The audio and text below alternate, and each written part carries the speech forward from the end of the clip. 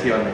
El Frente Popular, con un programa incluso de mayor velocidad que el programa que presentó en 1931, que no era el Frente Popular, es un programa que desarrolla la Constitución de 1931 hasta su límite máximo.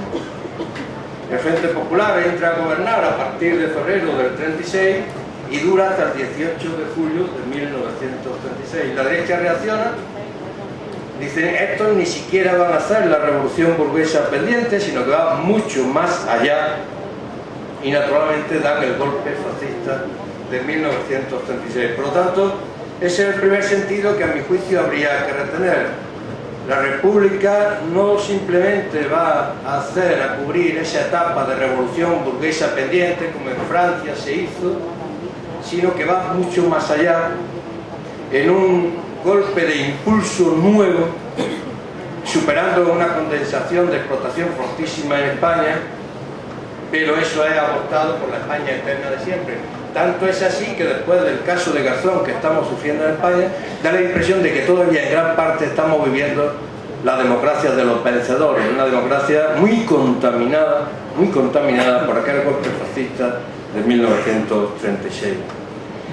Habría que separar dos líneas, y voy a ser breve, dos líneas de análisis de esta situación: la parte educativa, de alfabetización, que se corresponde fundamentalmente con la política educativa de la Segunda República, y la parte cultural, no directamente alfabetizadora, que se corresponde con la fundación del Patronato de las Misiones Pedagógicas en 1931. La República hereda una tierra, como se dijo entonces, poblada de hombres y de mujeres rotos, lastre de los últimos 100 años y de toda la historia tortuosa de este país, que ni siquiera aceptó el renacimiento cultural, ¿no?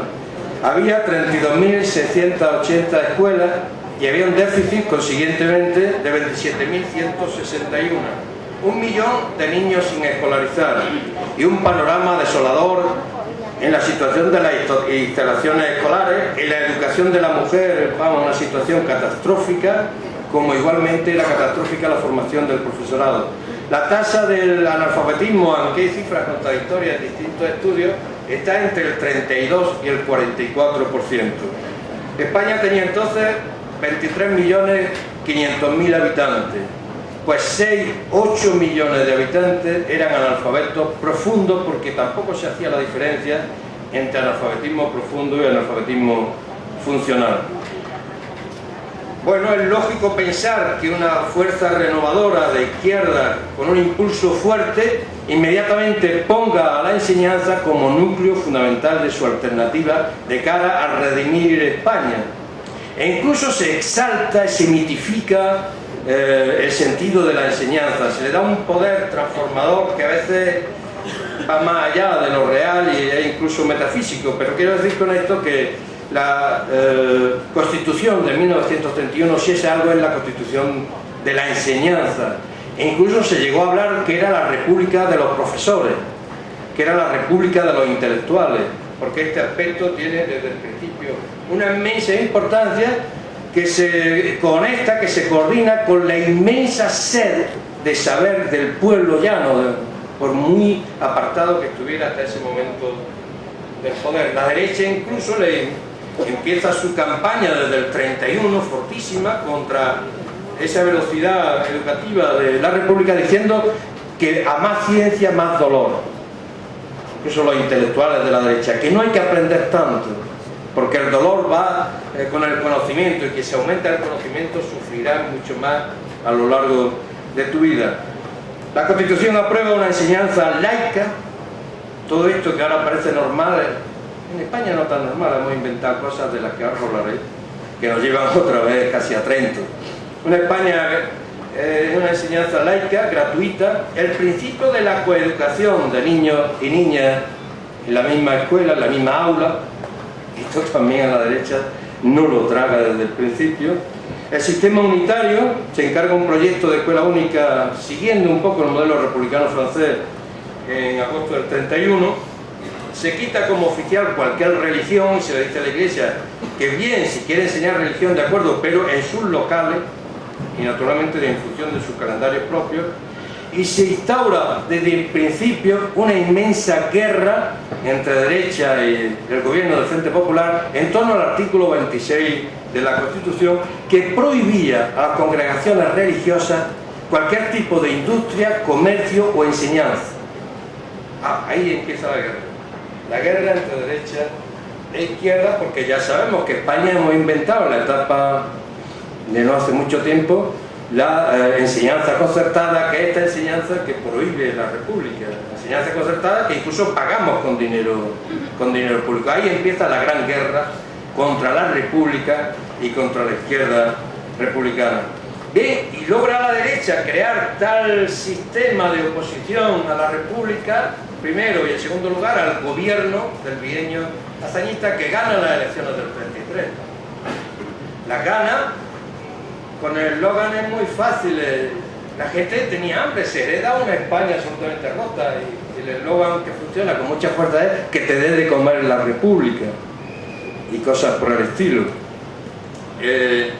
Aparece el bienio radical cedista y se produce una auténtica contrarreforma educativa y contrarreforma social. Empieza otra vez la acumulación capitalista larvada en base a una gran explotación y una gran pobreza a la que no se combate. Es la base de una acumulación superior. Cuanto menos cobran los que trabajan, más acumulación habrá en lo que ahora el Fondo Monetario Internacional llama el crecimiento económico.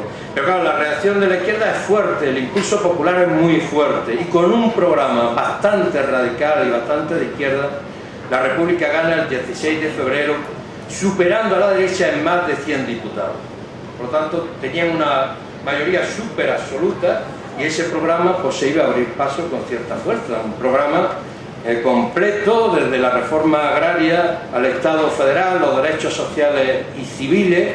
Ya Ginés de los Ríos había en el 32 proyectado la disolución de la Compañía de Jesús y cosas por el estilo, que hacen ver a la derecha que no tenía fuerza real, fuerza política, fuerza civil real para contradecir, para parar esto, que se tiene que refugiar en lo militar para, a través del golpe militar, detener, parar todo este impulso republicano de la última fase a través del Frente Popular. Y empieza la guerra.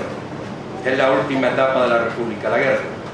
La República, en la parte que le corresponde, a lo largo de 3 años de guerra. La educación republicana sigue durante la guerra. Siguen alfabetizando en las trincheras, siguen alfabetizando a los niños. Las milicias contra el analfabetismo, las milicias de la cultura, la brigada volante de la lucha contra el analfabetismo en la retaguardia. Pero en todo caso, esa guerra poco a poco, junto a una derrota civil y militar, es también la derrota de la educación, de la enseñanza en España. Es una derrota cultural de primera magnitud. Esto por la parte educativa que lleva el proceso de alfabetización en España a esos niveles. Y luego viene la parte cultural. Siguiendo una tradición que hasta ese momento no había cuajado en nada concreto, se crean en 1931, en decreto de mayo del 31, las misiones pedagógicas. La primera misión se realiza en Ayllón, un pueblo de Segovia, en diciembre del 31. El objetivo que se marcan las misiones pedagógicas es fomentar la cultura. ¿Por qué? Había un gran complejo de culpa en toda la izquierda española, y con razón, cosa que todavía vivimos en cierto grado. Había una inmensa diferencia entre la situación vital y cultural de lo urbano de las ciudades y cómo se vivía, y el alejamiento total de la cultura del mundo rural. Ahora hay incluso excursiones a ver al Museo del Prado u otras cosas. En aquel momento nadie se movía y había una separación radical entre el mundo urbano y la cultura y los centros fundamentales, y el mundo rural, que vivía con una sed inmensa y hambre en materiales, pero también de cultura, muy separado en aldeas, en pueblos, en regiones enteras. Pues bien, bibliotecas, lecturas públicas, sesiones de cine, esto que empezaba entonces, que parecía un milagro. Había que ver la cara de la gente cuando se le emitía alguna cosa de cine.